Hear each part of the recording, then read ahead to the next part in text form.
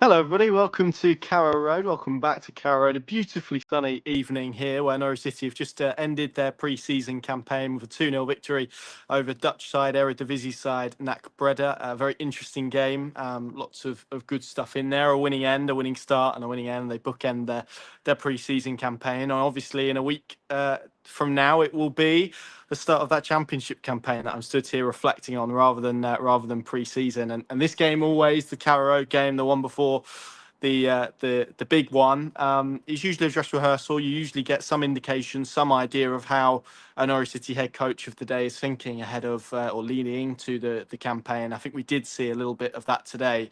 2-0, 2 goals, pretty good performance. I think probably different performances in different halves. The first half, and we'll get into it, was dynamic, was quite exciting to watch, quite entertaining. The second one was probably a little different in terms of the way that they controlled it. And having spoken to Liam Manning, and that video will be up soon, I think he was pretty pleased with the different faces of his side in either half, and given a lot of his mission since he's come into the building has been about adaptability and versatility within the team and different solutions. And again, I think we saw that as the game panned out.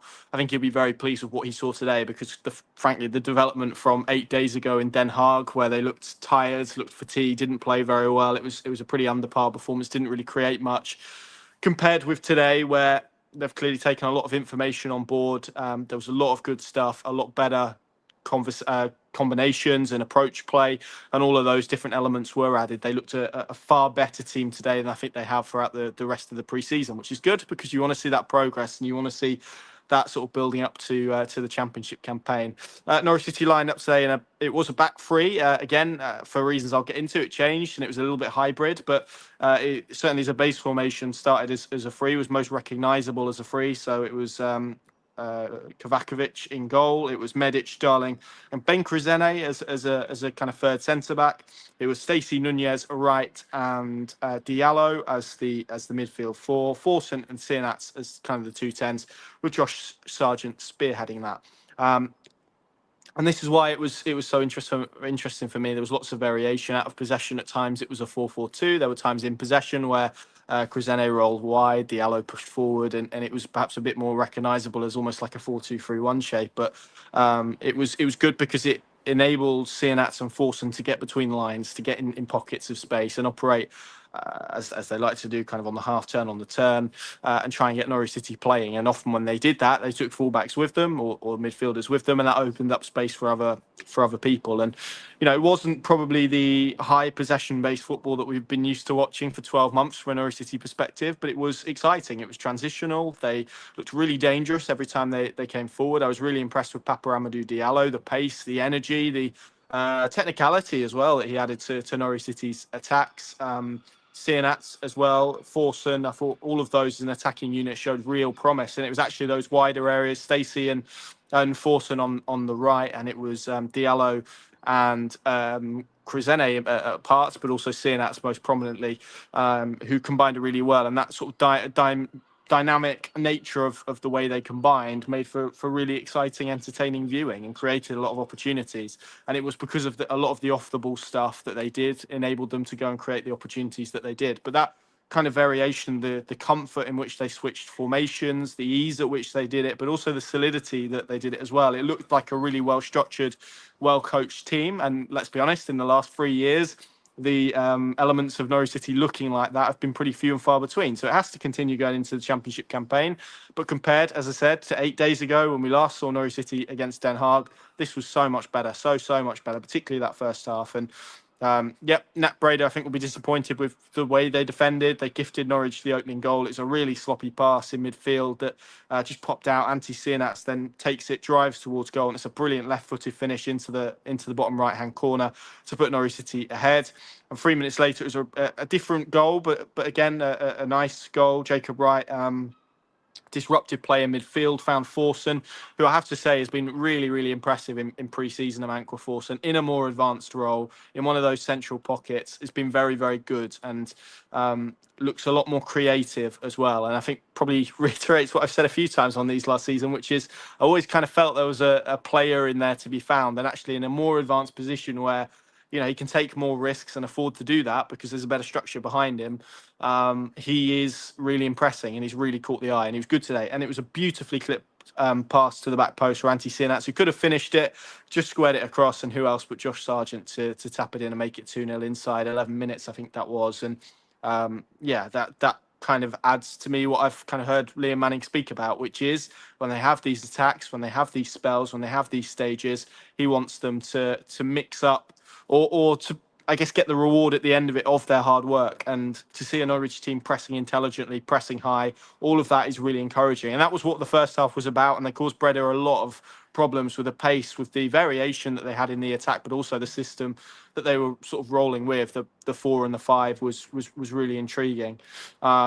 And created them a lot of opportunities, overloads at different elements. And again, even their out of possession shape, which was a 4-4-2 at points, if it moved to the right, then actually it was Diallo would tuck in and kind of make that a back 4, and Stacey would go and press the ball, and likewise. So just really kind of, it sounds really simplistic, but it was really good to see that sort of structure. And actually today, I think Kovacevic had one shot on the edge of the penalty area that he had to save. There was one he had to punch clear towards the end. But in terms of sort of protecting the goal, I thought they did that really well. And that's a testament to the likes of Harry Darling, Jakov Medic, who, again, have both come in this summer and both had really, really good pre-seasons and now beginning to feel like a really good partnership. And Kruzene as well, in that kind of third centre-back role, I thought did a good job in that first half as well. So it was a very different performance. It was lower possession, high energy, high transitions. Norwich really effective with the way that they did that. The second half was different, and they saw more of the ball. They had more control. Probably didn't create as much as a result of that, but still controlled the game. And possession sometimes can be really useful for defending and for limiting your opposition, and particularly when you're leading a game. You don't have to go and chase a goal. You don't have to force the issue, and it can just be about controlling it, and that can be as frustrating, that can be as tiring for opponents when they're chasing the game and when they're pushing as well. And they were really effective in that regard. So there was lots there, I think, to be really pleased about. There were lots there that I saw Liam Manning individually. There was a couple of crossfield passes from players that he was a little bit unhappy with. And again, it's just maybe breaking that code, I guess, that wiring that Johannes Hoftorp kind of pushed into this team 12 months ago, where they were told to play a very specific way.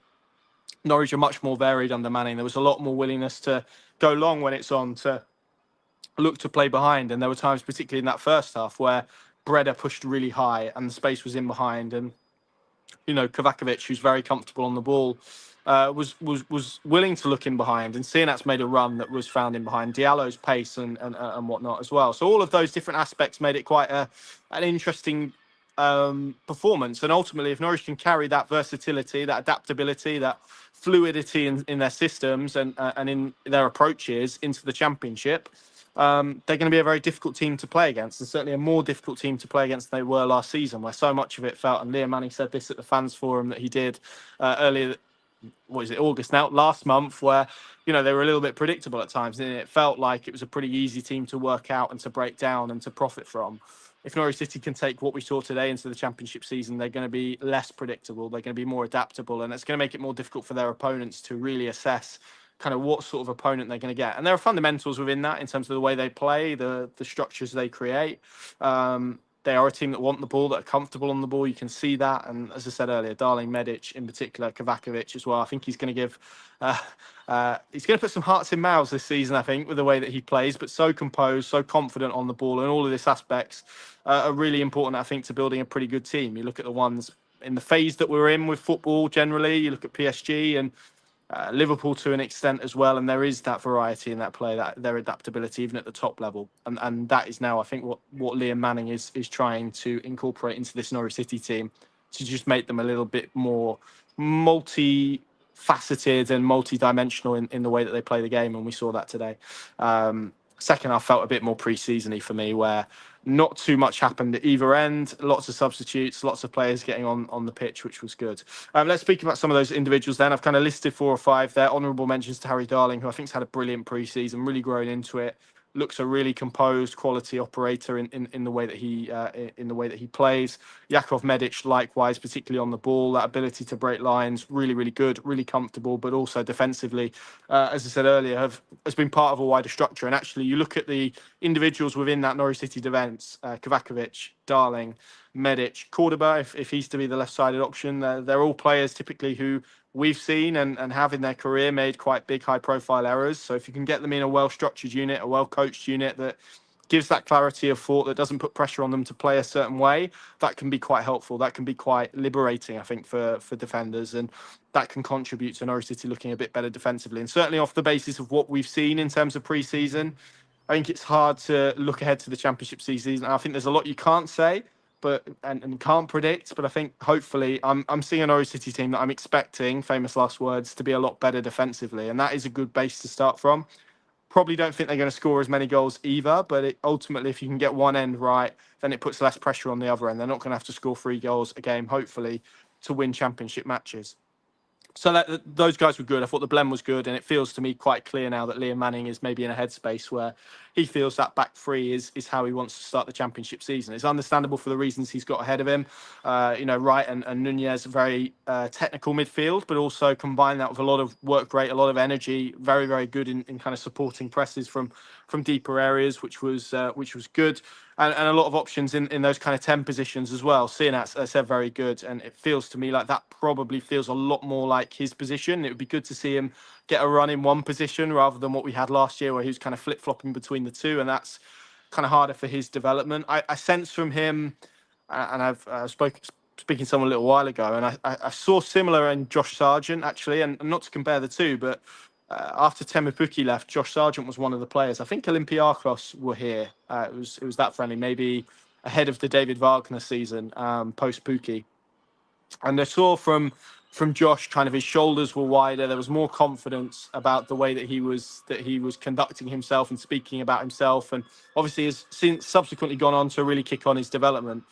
And I'm kind of seeing similar stuff with Sienats that I saw with Josh Sargent in that period, and that is, for me, immensely positive. And I think he looks like a player that suddenly feels like something has clicked, something's changed. He's had that 12 months of adaptability, and I thought he was good today in terms of the way that he played. Likewise, Emmanuel Forster, I mentioned. Papa Amadou Diallo is a really interesting player, really exciting player, really grew into this game, I felt, and a lot of pace, a lot of energy, again.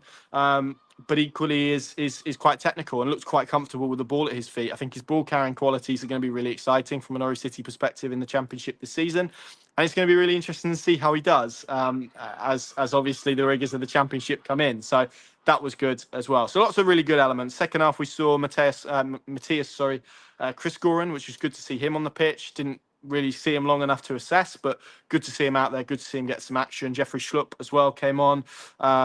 And of course, we had a couple of Norwich City recruits in the director's box, or soon to be, Mirko Topic and Jovan Makama from Lincoln City. Both of those expected to go through in the next 48 hours or so. They were both here this afternoon. Norwich City hoping to wrap them both up. They will both be first-team signings. Topic, a defensive midfielder.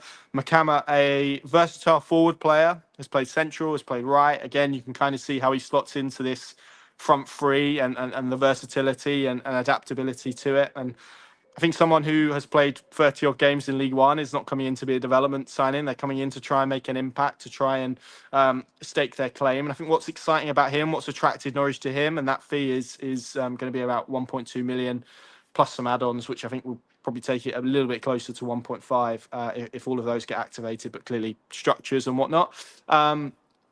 And I think what he will add and what they like about him is power and pace and size. Big lad.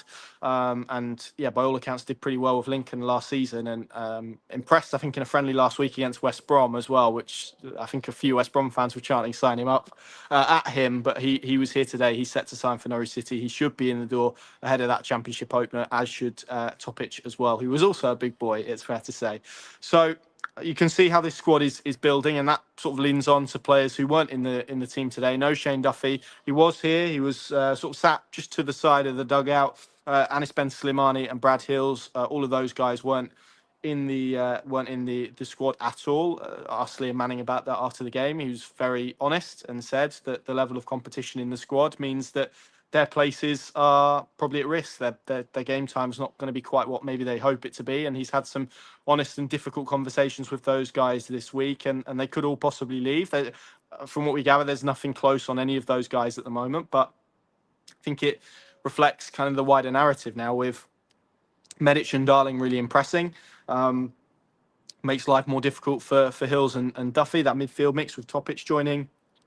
Thought Slimani struggled last week in the pre-season game against Olympiacos, if I'm honest. But you look at all the options that Norwich have in that position as well. It's going to make life difficult for Anis Ben Slimani. What Liam Manning did say is that Shane Duffy has been brilliant in terms of the way he's taken that news, in terms of the way that he's conducted himself around the group really since he came in. And generally, I know that there's an outward perception of Shane Duffy, and I understand why that's the case. And to an extent, it probably always will be the case. But I thought he was Norwich's best central defender last season.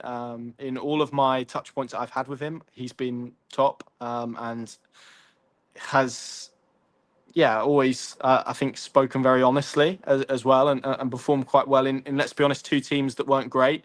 So it will be interesting to see if he ends up anywhere else, where he will end up. I know there's been some championship interest in him, so we will see.